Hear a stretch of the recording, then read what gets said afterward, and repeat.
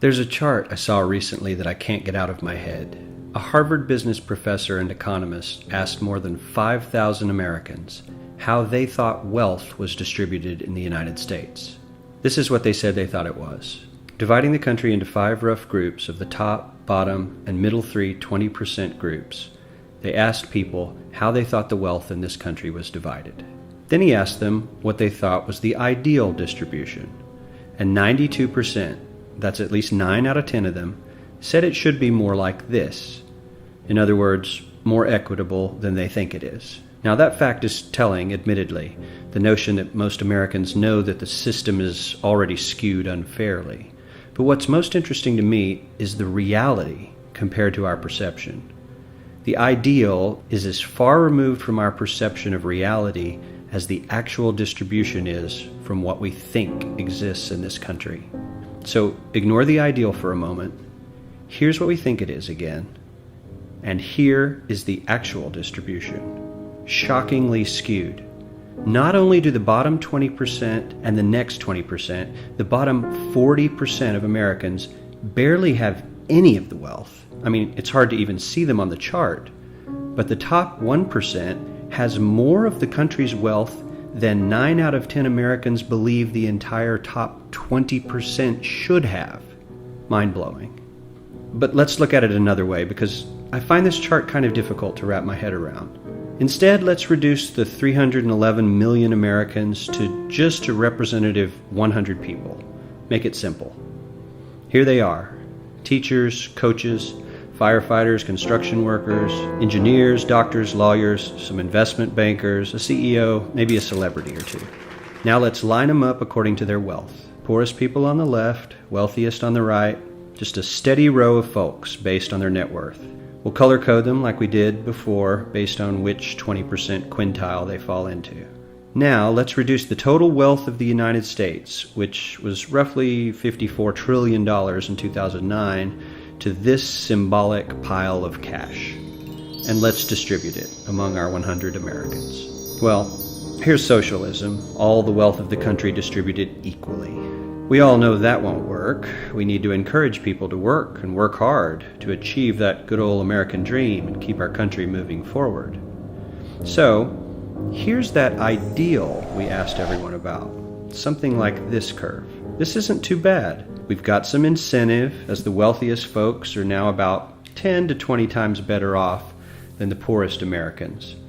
But hey, even the poor folks aren't actually poor, since the poverty line has stayed almost entirely off the chart. We have a super healthy middle class with a smooth transition into wealth. And yes, Republicans and Democrats alike chose this curve. 9 out of 10 people, 92%, said this was a nice, ideal distribution of America's wealth. But let's move on. This is what people think America's wealth distribution actually looks like. Not as equitable, clearly, but for me, even this still looks pretty great. Yes, the poorest 20 to 30% are starting to suffer quite a lot compared to the ideal, and the middle class is certainly struggling more than they were, while the rich and wealthy are making roughly 100 times that of the poorest Americans, and about 10 times that of the still healthy middle class. Sadly, this isn't even close to the reality. Here is the actual distribution of wealth in America. The poorest Americans don't even register. They're down to pocket change, and the middle class is barely distinguishable from the poor. In fact, even the rich between the top 10 and 20 percentile are worse off. Only the top 10% are better off. And how much better off? So much better off that the top 2 to 5% are actually off the chart at this scale. And the top 1%, this guy, well, his stack of money stretches 10 times higher than we can show. Here's his stack of cash, restacked, all by itself. This is the top 1% we've been hearing so much about. So much green in his pockets that I have to give him a whole new column of his own, because he won't fit on my chart. 1% of America has 40% of all the nation's wealth. The bottom 80%, 8 out of every 10 people, or 80 out of these 100, only has 7% between them. And this has only gotten worse in the last 20 to 30 years.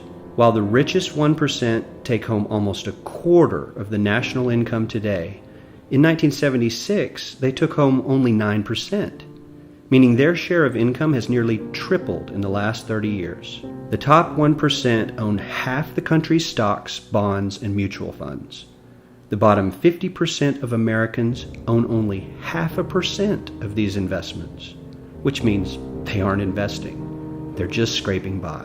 I'm sure many of these wealthy people have worked very hard for their money, but do you really believe that the CEO is working 380 times harder than his average employee? Not his lowest paid employee, not the janitor, but the average earner in his company. The average worker needs to work more than a month to earn what the CEO makes in 1 hour.